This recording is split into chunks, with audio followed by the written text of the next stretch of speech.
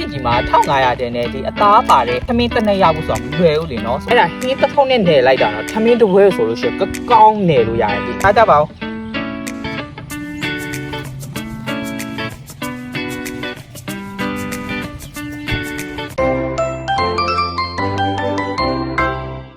Hello everyone အာရှစ်ဖြစ်ပါတယ်အာရှစ်ကိုမူချီလေးအသစ်စာဟာလာစားတော့ကောင်ကနေပြီးတော့ PR gift တွေပို့ထားပေးတာရှိတယ်ပေါ့နော်ဆိုတော့အာရှစ်စီရောက်နေတာတစ်လားလောက်တော့ရှိပြီဒီမူချီလေး brand ကနေပြီးတော့ menu အသစ်ထုတ်တယ်ပေါ့နော်စားတော့ကောင်အသစ်ထုတ်တယ်ဘာလေးတွေဖြစ်မလဲဆိုတာကိုပြပေးမယ်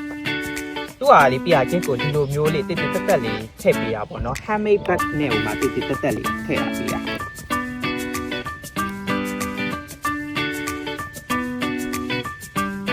ခန်းကျင်တီချက်ပေါ့နော်ခန်းကျင်တီချက်ကိုမှသူကကြတော့အသား၃မျိုးနဲ့ကြက်သားရဲ့အမဲသားရဲ့စိတ်သားရဲ့ဆိုပြီးတော့အသား၃မျိုးနဲ့ထပ်တယ်ပြီးထားလောက်ကြမှာပါမူချီလေးစားတော့ပုံရတယ်ငပိညံတယ်လုံးဝမတုံးတဲ့အတွက်လူမျိုးဘာသာမျိုးစိတ်ချလက်ချစားလို့ရတယ်ပြီးတော့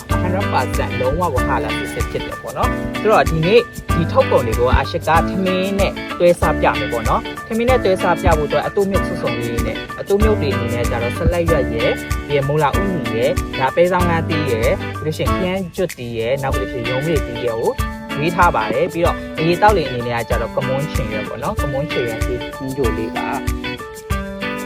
အရင်ဆုံးပေါ့နော်မူချီလေးကြက်သားခရမ်းကျင်တီးချက်ကိုထမင်းနဲ့နှဲပြီးတော့စားပြဒီခရမ်းကျင်တီးချက်တွေကလေထမင်းနဲ့ပဲဆက်စားနောက်ပြီးလို့ရှိရင်ဟိုပါပေါ့နော်နန်းကြီးတုံးနဲ့နန်းကြီးတုံးမှာနန်းကြီးမှာပေါ့နော်ဒီအနှစ်ထုတ်လေးထည့်ပြီးတော့နှဲစားလို့ရှိရင်လည်းနန်းကြီးတုံးကောင်းတစ်ပွဲရတယ်နောက်ပြီးတော့ပလာတာတို့နှံပြားတို့နဲ့သူ့စားလို့ရှိရင်လည်းလုံးဝရှယ်တယ်ဆိုတော့အထုတ်လေးရကြည့်လို့ရပါတယ်တထုံးမှာဆိုလို့ရှိရင်ဒီလိုအထုပ်တွေ9ထုပ်ပါတယ်အဲ့ဒါတွဲပေါ့နော်ဆိုတော့မှားခြင်းနဲ့ဆိုလို့ရှိရင်ဒီလိုတွဲကနေပြီးတော့စမှာလို့ရတယ်ဆိုတော့ဒီလိုတစ်ထုပ်ဆိုလို့ရှိရင်မြန်မာငွေ1500ကျပ်ပဲရှိတယ်ဆိုတော့အခုဖြစ်ဒီမှာ1500ကျပ်နဲ့ဒီအသားပါတဲ့ခင်းတစ်ပွဲသမင်းတစ်နှစ်ရဖို့ဆိုတော့မလွယ်ဘူးလေနော်ဆိုတော့လူဒန်းစားမရွေးစားလို့ရအောင်ဆိုပြီးတော့သူကအများကြီးတွေးပြီးတော့ထုတ်တာပြည်တယ်ပေါ့နော်အထဲမှာတော့ဒီလိုအနှင်းထုတ်လေးပါအရှိကအခုဒီတထုပ်တယ်နဲ့ပေါ့နော်တထုပ်တယ်နဲ့အရင်ဆုံးသမင်းတစ်ပွဲကိုထည့်ပြတယ်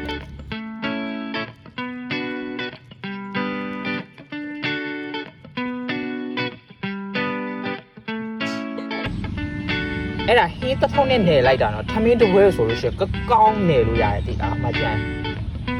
မိုင်းရောဆိုတော့ဒါဆိုရင်စစားလိုက်ပါဦးမယ်ကြဘစ်မီလာစားကြပါဦး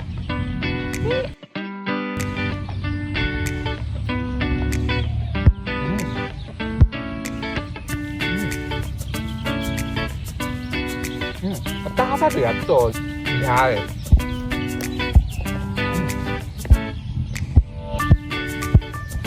ရှယ်ပဲလုံးဝ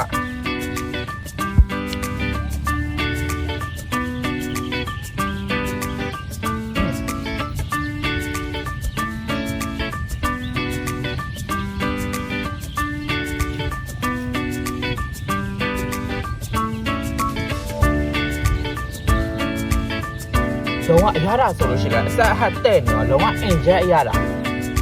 စားကောင်း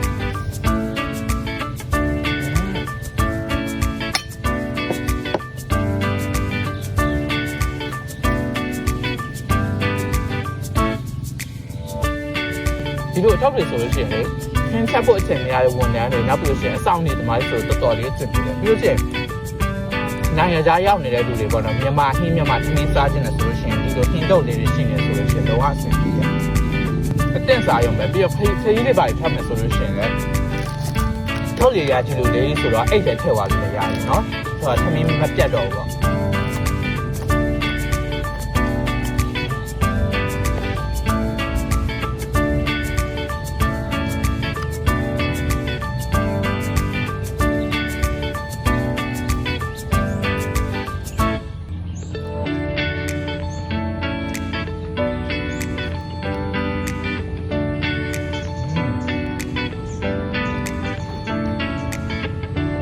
ရတာကြတော့နည်း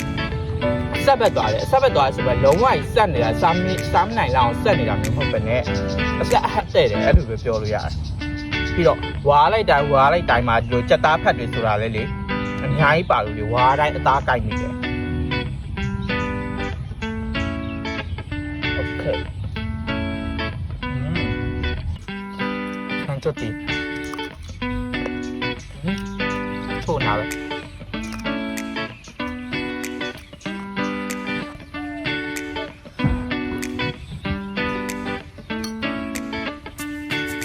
အတူမြုံနေတယ်ဆိုလို့ရှိရင်ဆက်လက်ရလည်းတော်တော်ကြိုက်တယ်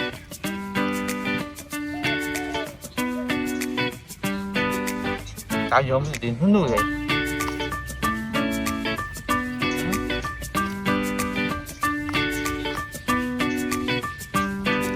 သမင်းတော့ပုံပဲကျင်အားဘယ်လိုကုန်အောင်မှမသိရ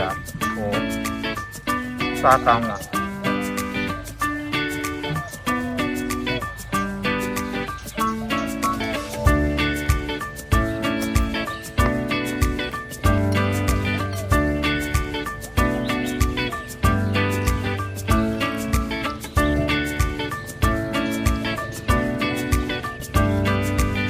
ဝါရှယ်အိမ်မှာအမေချက်တဲ့ဟင်းစားနေရဆိုပဲလုံးဝအင်ချက်ရတာစစ်လုံးဝအင်ချက်ရစစ် ready made food ဆိုပေမဲ့အရာတာပိုင်းမှာကျတော့ဒီလိုအပ်နေတာမျိုးမရှိဘူးလုံးဝ TV quick အာရှိကတော့ဒီနေ့မိုချီလေးအတင်စားဟာတာစားတော့ကောင်ကနေပြီးတော့အတစ်ထုတ်တာတဲ့မျိုးမျိုးပေါ့နော်ဒီကြက်သားခရမ်းချင်တင်ချက်နဲ့ထမင်းမြင်သွားပါပြီဆိုတော့အခုကြည့်နေတဲ့လူတွေထဲမှာလည်းဒီမိုချီလေးရဲ့အစားတောက်တွေကို try ကြည့်ခြင်းနဲ့ဆိုလို့ရှိရင်အရှိအခုပြထားတဲ့ Facebook page နဲ့နောက်ပြီးရှယ် TikTok အကောင့်မှာတွားပြီးတော့မှာလို့ရပါတယ်ဆိုတော့ဒီလိုတစ်ထုပ်ဆိုလို့ရှိရင်1500ပဲအဲ့ဒီတစ်ထုပ်အထုပ်ငယ်လေး9ထုပ်ပါတယ်တတွေကနေပြီးတော့စပြီးတော့မှာလို့ရပါတယ်ပေါ့နော်ဆိုတော့ဒီနေ့ blog ကတော့ဒီလောက်ပါပဲနောက်ထပ် blog တွေမှာထပ်တွေ့ပါမယ်အားလုံးပဲ bye bye